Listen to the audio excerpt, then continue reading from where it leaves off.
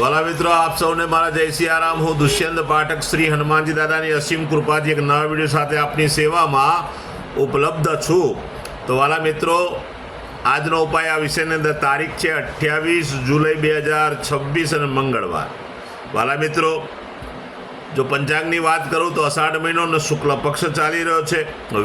પૂર્વ શાળા નક્ષત્ર વિષકુંભ યોગ છે. ધનુ રાશિનો ચંદ્ર અને કર્ક રાશિનો સૂર્ય છે.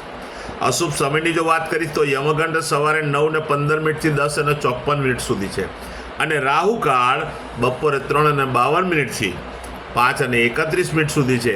આ બંને અશુભ સમય કહેવાય. અશુભ સમયની અંદર કોઈપણ પ્રકારનું શુભ કાર્ય અને શુભ યાત્રા ના થાય. શુભ કાર્ય, શુભ યાત્રા કરવા માટે કોઈ સારું ચોગડિયું, કોઈ સારું મુહૂર્ત તમારે લેવું જોઈએ. જેમાં ઉત્તમ અભિજીત મુહૂર્તનો સમય બપોરે 12:07 થી 12:59 સુધી છે. વાલા મિત્રો, આજનો જે દિવસ છે બહુ ઉત્તમ દિવસ છે. ગુરુ પૂર્ણિમાનો દિવસ છે.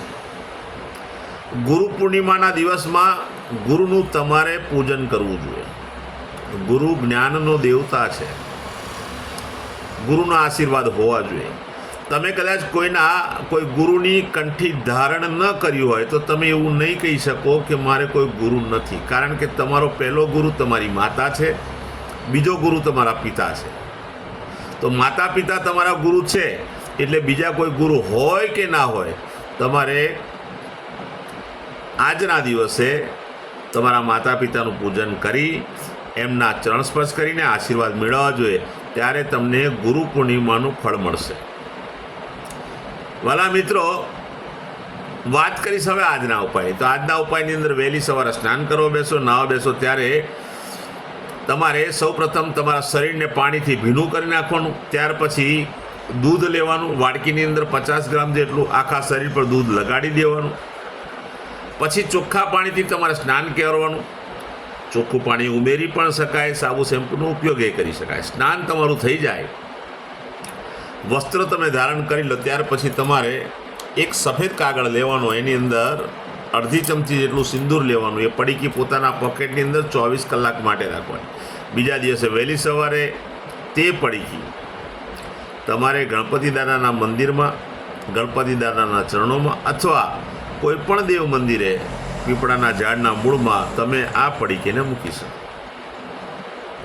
આટલું કરી લીધા પછી સંધ્યાકાળે પશ્ચિમ દિશા તરફનું મુખ રાખીને શ્રી હનુમાનજી દાદાને એક કાગભૂષણની રામાયણજીનો પાઠ, એક હનુમાન ચાલીસાનો પાઠ દાદાને અર્પણ કરવાનો. તમારી પાસે બહુ જ સરસ સમયની અનુકૂળતા હોય તો પ્રાર્થના કરજો, સુંદરકાંડ દાદાને અર્પણ કરજો.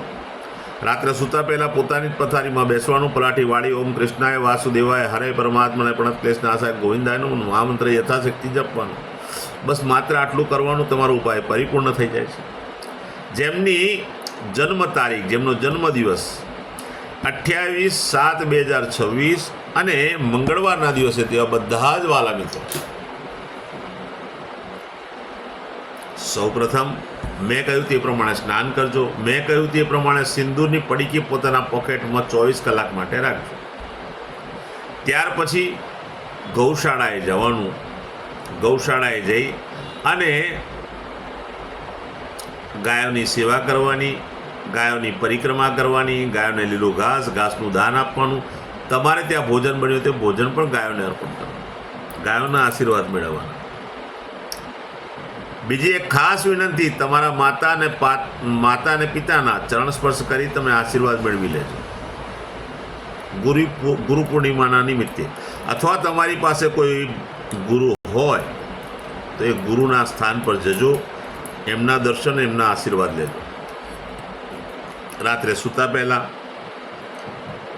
અથવા સંધ્યાકાળ તમારે ઘીમાં બનેલી કોઈ પણ પીળી મીઠાઈ, પીળા રંગની મીઠાઈ હોવી જોઈએ, પણ ઘીમાં બનેલી મીઠાઈ હોય. નાના નાના બાળકોને, જરૂરિયાતમંદ લોકોને, શ્રમિકોને, ગરીબોને, વડીલોને, બ્રાહ્મણોને તમે ભેટ સ્વરૂપે આપી શકો. બસ આટલું કરી લો, આખું વર્ષ આનંદ સહિત પસાર થશે.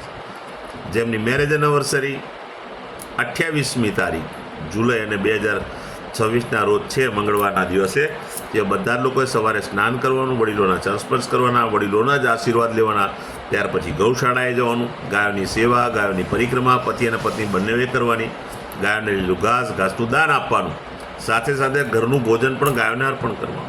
ગાયોના આશીર્વાદ લીધા પછી તમારે કોઈ પણ વૃદ્ધાશ્રમ, અનાથ આશ્રમ, વિધવા આશ્રમ, જરૂરિયાતમંદ લોકોને, ગરીબોને, શ્રમિકોને અથવા બ્રાહ્મણને આખા સીધાનું દાન આપવાનું. કારણ કે પૂર્ણિમાનો દિવસ છે, આખું સીધું તમારે દાનમાં આપવાનું છે. શાકભાજી સહિત, તેલ ઘી સહિત, બસ આટલું કરી લો, આખું વર્ષ પતિ પત્નીનો આનંદ સહિત પસાર થશે. વાલા મિત્રો, બીજી ખાસ વિનંતી મારી, મારા બધા વિડીયો યુટ્યુબ પર હોય છે. મારી યુટ્યુબની ચેનલનું નામ છે દુષ્યંત પાઠક. મારી ચેનલને સબસ્ક્રાઈબ કરજો, બેલ આઇકન અવશ્ય દબાવજો. હું નિયમિત એક વિડીયો મૂકું જ છું.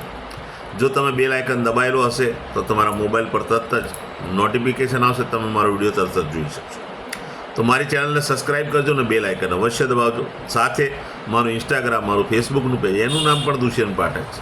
પ્રાર્થના કરું છું મારા પેજને ફોલો કરજો, લાઇક કરજો અને મારા બધા વિડીયોને શેર કરજો. કોઈ સંઘર્ષમાં ફસાયેલા વ્યક્તિ સુધી આ વિડીયો પહોંચે, મારું માત્ર બસ એટલું લક્ષ્ય છે. બીજી ખાસ એક વિનંતી, હું નિયમિત એક વાત પ્રામાણિકતાથી કહું છું કે મારો એકવાર વિડીયો જોવાથી કે એકવાર ઉપાય કરવાથી કોઈ પરિણામ નહીં મળે. નિયમિત ઉપાય કરવો હોય, નિયમિત મારા વિડીયો જોજો તો તમે સંઘર્ષમાંથી બહાર આવી જશો. નવા વિડીયોમાં ફરીથી મળીશું. આપ સૌને મારા રામ રામ.